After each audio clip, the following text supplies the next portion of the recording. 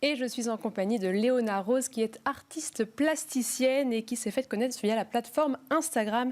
Elle est suivie par plus de 260 000 abonnés. Elle vit de son art grâce notamment à la visibilité que lui a apportée cette plateforme. Merci beaucoup d'être avec nous. Enchantée. Alors sur cette plateforme, on voit que vous faites bien sûr énormément de collaborations.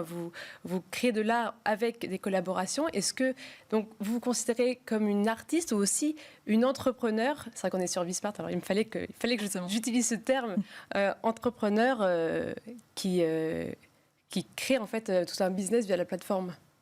Pour moi, c'est vraiment les deux à la fois. Il y a le côté artiste, c'est-à-dire se reconnecter à ses créations, ses inspirations, aller chercher un peu à l'intérieur de soi ce qu'on a envie de montrer, de créer, des inspirations hyper émotionnel. Et de l'autre côté, vraiment le côté entrepreneuriat pour tout ce qui est négociation de contrats, création de contenu. Par rapport à... Je fais beaucoup de collaborations avec des marques. Donc vraiment, on attend de moi, voilà, j'ai des briefs précis à respecter, des choses différentes qu'on me demande, des deadlines, etc. Donc c'est vraiment tout un côté entrepreneurial en parallèle de la création. Et donc, ça fait plusieurs années que vous êtes sur Instagram, donc c'était une reconversion, d'après ce que j'ai compris. Quel a été le shift? Vous vous êtes dit, je veux devenir artiste, je vais utiliser cette plateforme pour me donner de la visibilité? Je dirais que ça s'est fait assez naturellement pour moi. Pour moi, Instagram, c'était un média, un outil hyper facile, hyper accessible. J'ai jamais été très geek. Et rien que faire un site internet, pour moi, c'était déjà hyper compliqué. Et j'avais envie de pouvoir partager des choses spontanément avec les gens. Et c'est ce que m'a permis de faire Instagram. Je peux aussi bien proposer des contenus hyper travaillés avec des photographes, des vidéastes que j'adore, comme des choses hyper spontanées. C'est ce que j'aime. En fait, c'est ce décalage entre des choses plus travaillées et des choses plus spontanées. Et c'est aussi ce que je suis. Et comment ça s'est fait J'imagine que c'est la première collaboration qui est la plus difficile. Après, plus vous travaillez, plus ça nourrit aussi votre visibilité. Comment ça s'est fait, cette première collaboration? C'est difficile à dire. Je avoue que je me rappelle pas de la première. Je dirais que c'est les premières. Pour moi, en fait, ça n'avait pas forcément à être parfait dès le début. C'est juste que j'apprends à utiliser Instagram. Il y a des choses qui me plaisent, d'autres qui me plaisent moins. Peut-être je suis moins à l'aise avec des stories face cam. Je préfère faire des créations de contenu par d'autres moyens, filmer différentes choses. En fait, c'est une manière pour moi de créer mon univers, savoir ce que je montre, ce que je montre pas, et qui crée un peu un personnage autour de moi à travers comment je rythme mes journées, qu'est-ce que je choisis de partager ou non. Et ouais, je dirais que c'est plutôt plusieurs petites collaborations au départ qui m'ont permis un petit peu d'ajuster ça, savoir ce que j'avais envie de montrer, comment, sous quel angle, quel type de photos qui créent et qui viennent aussi du coup compléter mon identité d'artiste. Oui, mais et comment est-ce que vous avez réfléchi consciemment à votre identité d'artiste? Ça, c'est quelque chose d'assez difficile pour certains artistes, en tout cas, à imaginer, à penser. Consciemment, non. Spontanément, oui. Je dirais, en fait, c'est en me voyant a posteriori, il y a des choses que j'aime, des choses que j'aime moins. Il y a des choses que j'aime, mais que je veux pas forcément garder. Parce qu'en termes de discours ou de direction là où j'ai envie d'aller, il y a des choses que j'avais envie de changer aussi. Mais je dirais que ça se fait spontanément au fil de l'eau. Parce que ça vous arrive d'effacer des choses que vous avez postées, c'est possible aussi, ça? voilà, ouais. Comme dans la vraie vie, je peux dire quelque chose et retirer ce que j'ai dit 2 minutes après. Et comment est-ce que vous faites pour choisir vos partenariats? Parce que c'est ça aussi qui crée votre visibilité et la construction de votre image. Les partenariats, je dirais que je les choisis spontanément avec le cœur. Alors oui, forcément, il y a des collaborations qui sont intéressantes sur le plan financier. Forcément, dans le monde dans lequel on vit, je pense qu'on a tous besoin de payer son loyer. Donc, il y a ce critère-là, oui, clairement. Mais c'est toujours des choses, des marques que j'aime bien, des marques qui me plaisent, avec lesquelles j'ai envie de travailler. Si je fais toujours les choses avec le cœur. Et c'est aussi pour ça que j'ai arrêté toute ma carrière d'avant.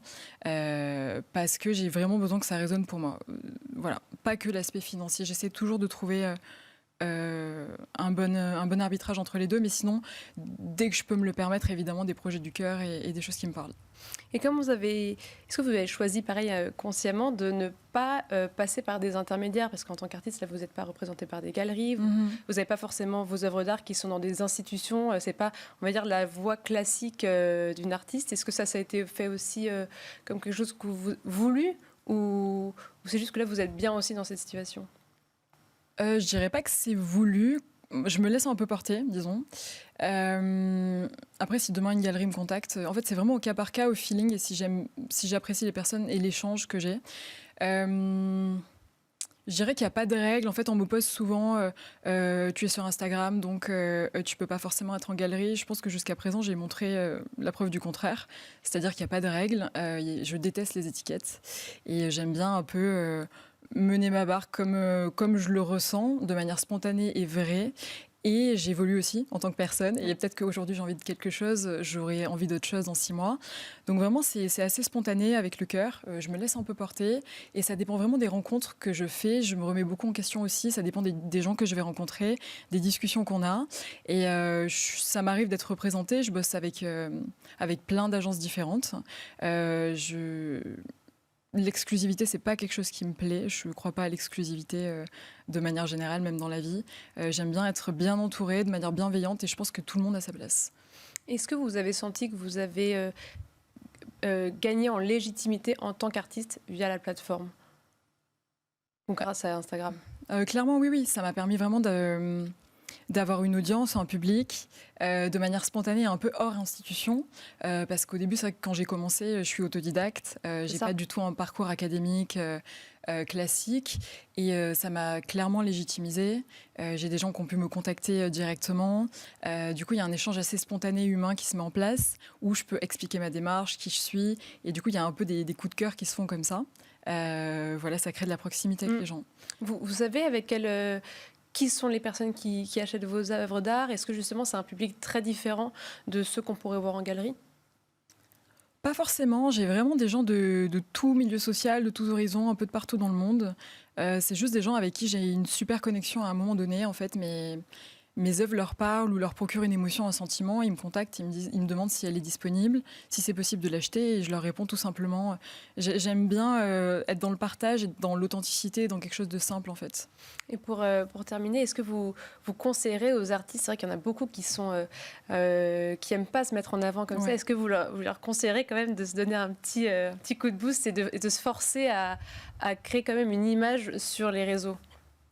Je dirais que tout le monde gagne à être connu. C'est chouette d'être artiste parce que je trouve qu'on propose une autre vision du monde et que je pense que c'est des gens qui ont plein de choses à dire. Après, je pense qu'il ne faut pas forcément se forcer, il faut juste être naturel et soi-même. Poster pour poster, c'est pas quelque chose qui me parle. C'est comme parler pour ne rien dire. Je pense que ça s'applique aussi à Instagram. Je dirais juste d'être authentique, de partager les choses qu'on a envie, peut-être de se faire accompagner par un ami photographe, un ami vidéaste pour peut-être prendre confiance. Voilà, exactement.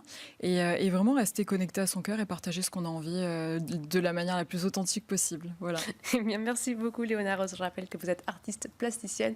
Et quant à nous, on se retrouve la semaine prochaine pour un nouveau numéro d'Art et Marché.